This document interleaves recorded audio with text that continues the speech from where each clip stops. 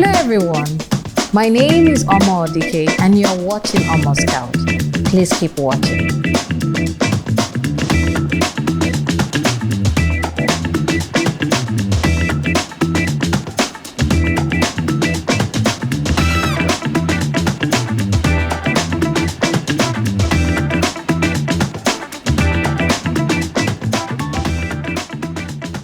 Welcome to Omon's Couch. My guest today is a celebrated baker and the convener of the largest cake conference in Africa. Her name is Ezinne Okonkwo, the founder, CEO of Dewdrops.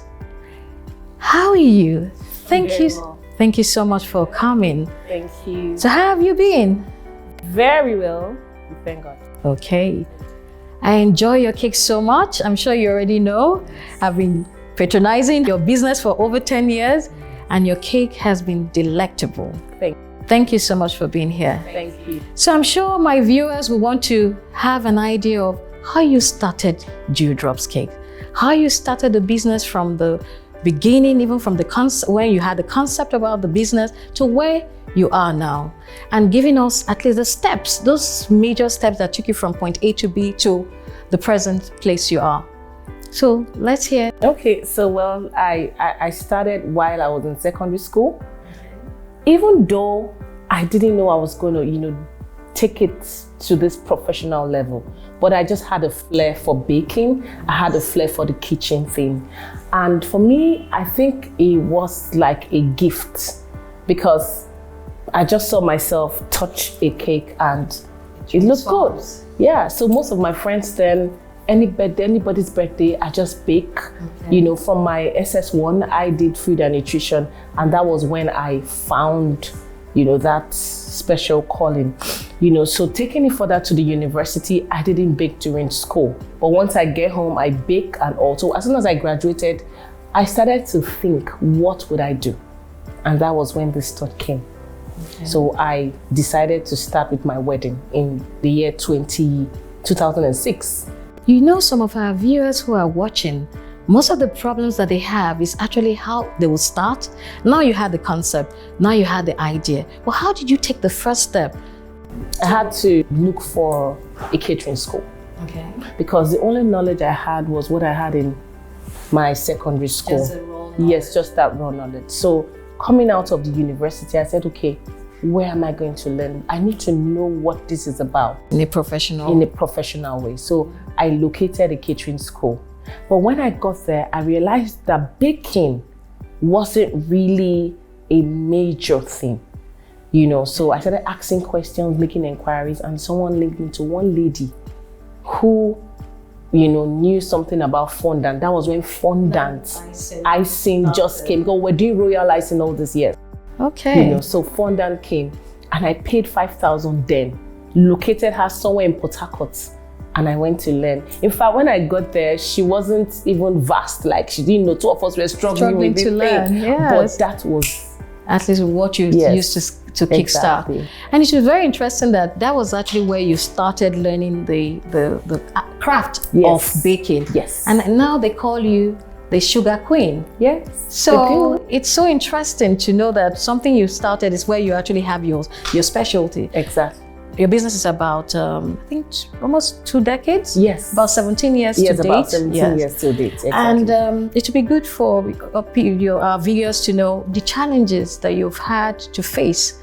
Those very difficult moments where you felt that I cannot continue, and how you're able to surmount them and move ahead and run the business. Because as we are speaking right now, a lot of bakers, I'm sure they are listening to you, and they want to know how they can take their businesses, and if they even have those challenges, how they can resolve them in their own business. Yeah, so I think the teething stage, the baby stage, when I started, it was difficult.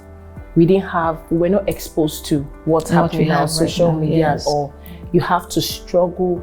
You have to gain the confidence of your clients. You have to make a lot of effort to get customers. We had to do a lot of marketing. Now, social media has made it easy. Yes, so the struggle then was so much. We had to go to churches. We had to go to gatherings, universities, schools, just to keep advertising ourselves. We used to go with we had something my album, carry it like our yes, physical albums to point to the picture. Physical. Oh yes, that's how we used to buy pictures, cakes. and they just keep flipping. Oh, I want that. This was one. it. We didn't have anything on our phones and all, so it was those challenges gave me, because I actually knew from the beginning what I wanted to do, so I wasn't distracted. I had to, when those downtimes came, I had to encourage myself. So is it more of a passion? Passion. I had to encourage myself. Even then when my husband would say, are you sure you shouldn't go get a teaching job or get, I told him, don't worry, Dad. I wish you could see what you have become today. Back then. So, but when I would encourage myself, it's okay, no problem, let's keep pushing.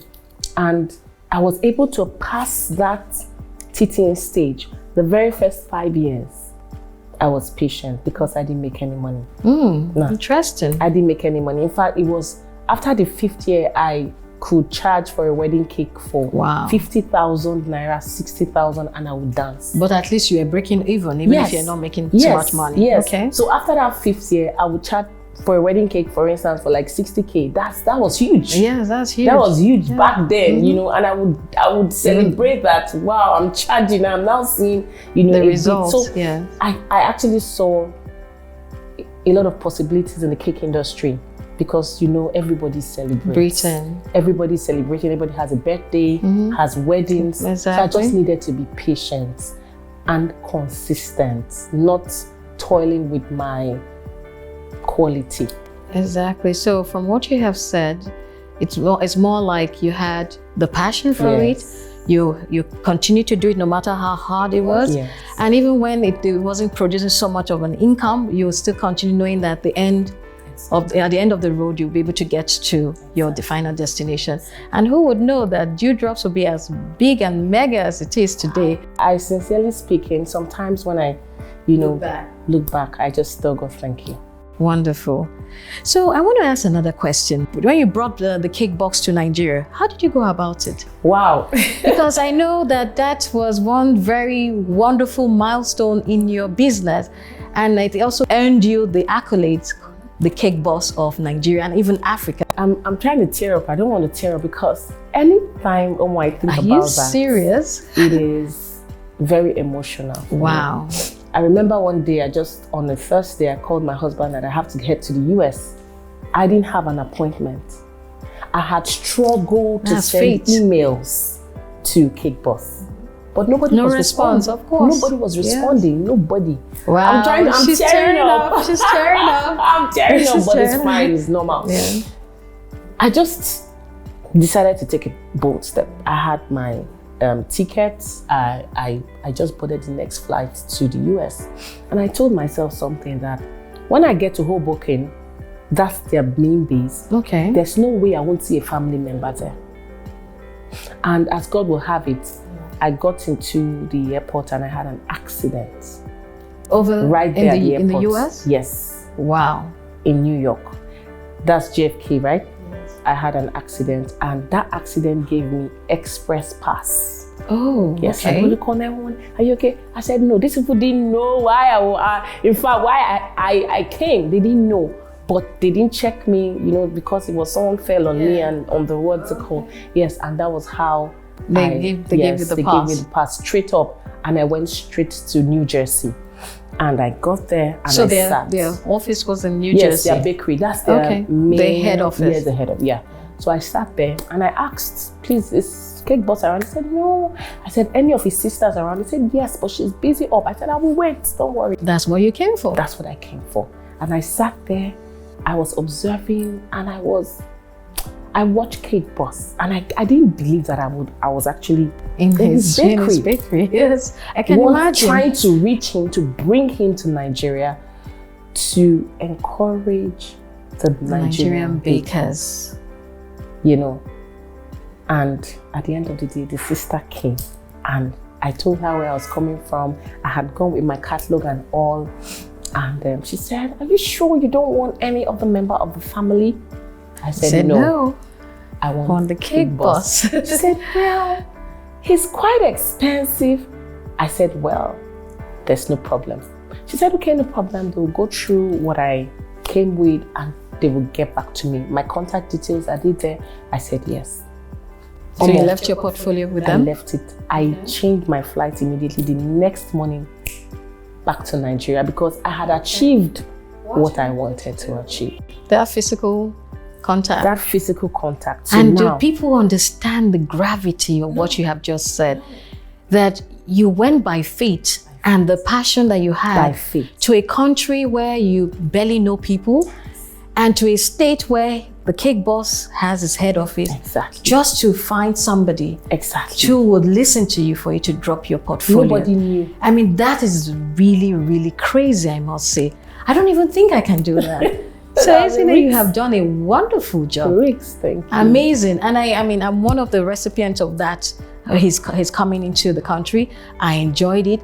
I used to watch his baking on TV forever. I never dreamed in a million years that I would see him face to face, take pictures with him, have interactions with him, and actually have him speak to me. I mean, I love food.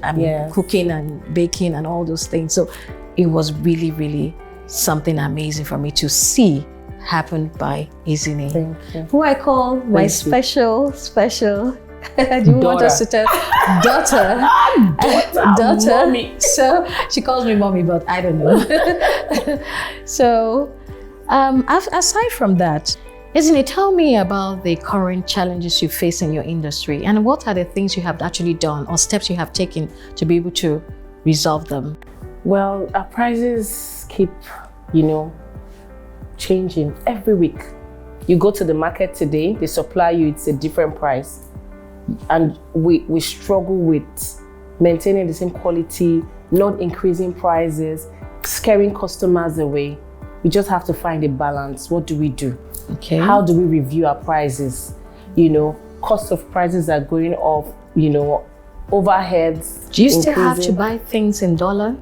And using the dollar denomination? No. Just to have to buy things using foreign exchange? No. Okay. But we have our suppliers. They get all our products, they import them. Oh.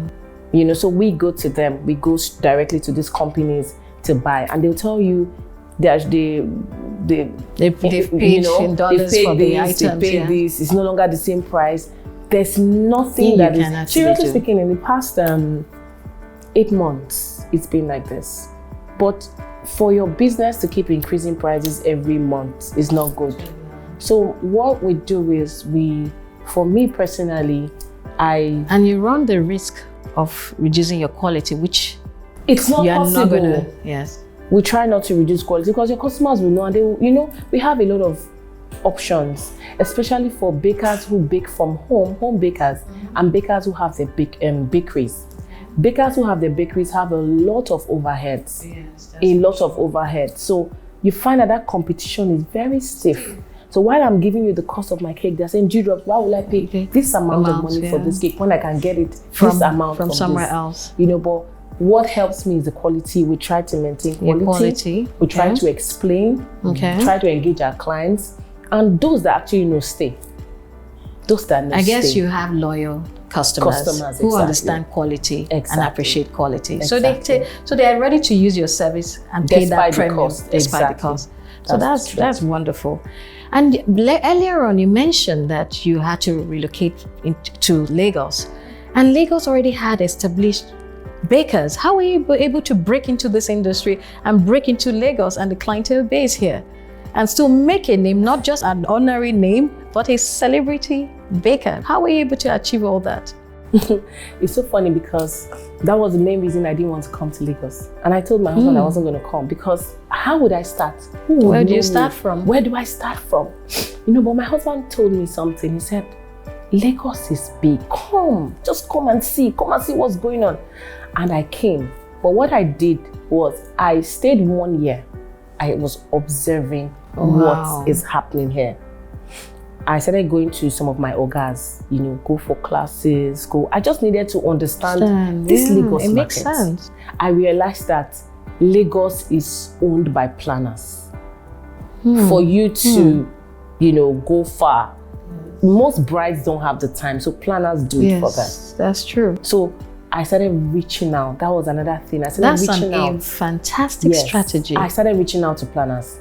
I put myself out there. There's no, please, I'm here. I want to do this. I can send sample. I started reaching out to planners one by one. Come and taste my cake. I'm new. I'm this. I'm that. A lot of them, they didn't know me from nowhere. They have not heard my name from anywhere. And you know, when a planner is used to her vendors, it's difficult like to stick for to her them. To exactly, which is normal. You know, but I just had to take that risk. And after 1 year, I took the bold step to stepping out. Another thing that helped me was I saw a crack in the cake industry. Beautiful. I saw a crack that needed to be filled. And I'm a sucker for clean, neat finishing. Yes. I'm a sucker. It just happens and naturally. That's why they call you the quality details. Details, yes. So Detail queen. I decided to go into trainings. I wanted to bring people up to speed with having neat cakes. You could have very nice cake on the inside, but your presentation is not nice. Yes. And you can't attract and people actually that client. Yeah, they eat with their eyes. Yeah, they eat with their eyes first before they even taste your cake. And that was it. Then the coming of what we call the sharp edge came in, and I grabbed it and I started teaching. Yes, I saw that. Please, can you explain a bit about what this sharp edge cake baking is all about? So that was, with cake, you know, we have different techniques that come in, go, fizzle out. Before it was just a curved kind of cake. But all of a sudden, I started seeing things online where you can have a very straight cake. I started doing trial and error, and I figured it out and I started teaching. So are you saying you're one of the people who actually started that in Nigeria? In Nigeria, exactly. Fantastic. And that was it. But now, we've left sharp edge now. We're now, you know, deviating towards texture. Yes. You know, a lot of cake now is different. I know. Cake is art. It's art. Cake is art. You know, it's crazy, but it's the way it is. I remember back then, if the body of your cake is rough, they will say complain, no. But now, in fact, I will add more to make the body of my cake very rough. I know. You know, so that was how I, you know, came in, and little by little, a lot of people started knowing me, eating my cake, referrals. And well done, Ezinne. And I'm hoping that the viewers have heard her. She's had passion. She stayed firm on her faith and belief. You've also developed yourself. She talked a lot about training herself in every way possible. You can see the different diverse areas where she trained herself, from people who just started, from people who have been there, and from even the ones who she met even in Lagos. And there was something very key. A lot of people just rush into things, but she stepped back when she came into Lagos. Spent 1 year. For me, that is just the icing on the cake. Just to observe and see what everybody else is doing.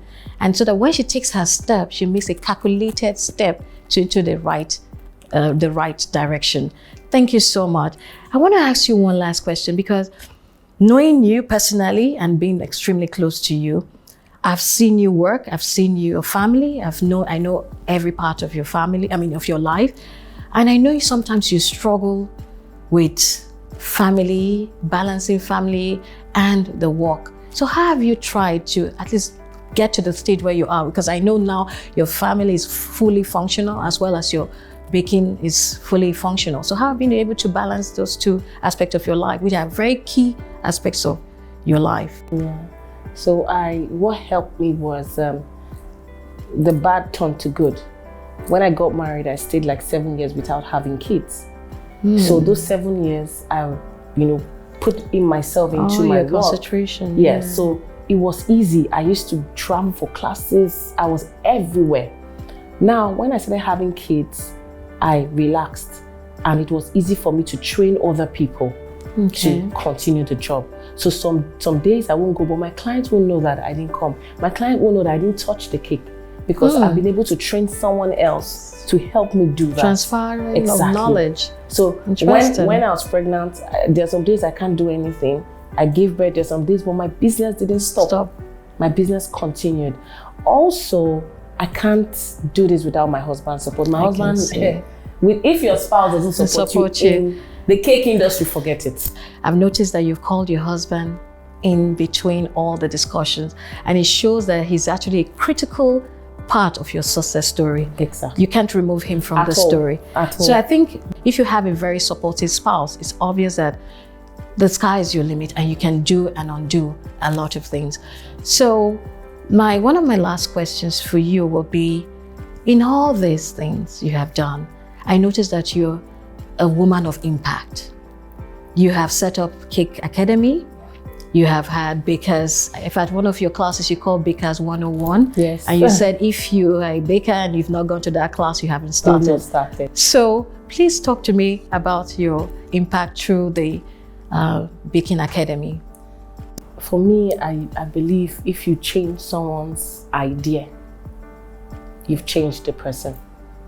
Okay. If you've given someone an idea and the person has grasped it, you've changed the person. The person knows that I'm not supposed to place my neatly designed cake in a badly arranged environment. Okay. I just needed to impact. I needed to teach. I have trained the fruit of your labor. I've trained well over 3,000 bakers in Nigeria. I've had bakers come from outside Nigeria. In fact, training, the US, I have like more than 3 people coming for like a month's training. From the US? Yes. Wow. To Nigeria, strictly for my classes. Interesting. And I've seen their jobs. Now, most of those people are top people. They've, taken the knowledge and transferred it. And I just smile because I've been a bit off, baking since COVID. Off trainings since COVID. Yes, I'm just starting. By next month, I will start the next class. The new set, But I smile because I've seen... You're seeing your knowledge and your impact. You're seeing it in everybody. And they say it. You can't hide this because they will tell you, Dewdrops trained me. I learned from Dewdrops. And I see it really. Some kind of things. So some of them will tell you, I hear Dewdrops, what she says in my brain. So as I'm walking, I'm like, no, this cake is not straight. I need to make it straight. Dewdrops will say, and it makes me happy. I think that's just the what's that word again? It gives you gratification. Exactly. You're satisfied. I'm satisfied. So I think the greatest thing you've said now is the impact. Yes. It's being able to share your knowledge and for people to imbibe that knowledge and see their work get better. And pass it on to the next generation. The next generation. People that will take the baking industry to the next phase. Yes. Well done. Thank you. Well done. I must say this is an exciting episode. And I'm sure you viewers have heard Dewdrops Cake. I call her the cake boss of Africa. And she has done extremely well. I'm hoping that this show has given you information that would actually change any aspect of your business or even your career in any way or form that you may actually need. But one thing I think for me that I've heard today is passion. Without passion, you can actually not do anything. Another thing is patience. You can see she have business is 17 years today. She didn't just start yesterday, but you have people who start today and thinking that they can be as big. You must do the grind. You must do the hard work. You must perfect your art. And you must be able to do extremely well. So well done, Dewdrops. Thank you. Well done, Ezinne. I love you. Thank you for coming. Thanks for always supporting me. You've been a huge pillar in my business. Thank you. Thank you. Thank you. Nice having you. Thank you. Thank you for watching this episode of Omon's Couch. If you would like to see more inspiring content like this, follow me on Facebook and Instagram. The handle is Omon Odike. Also subscribe to my YouTube channel at Omon Odike.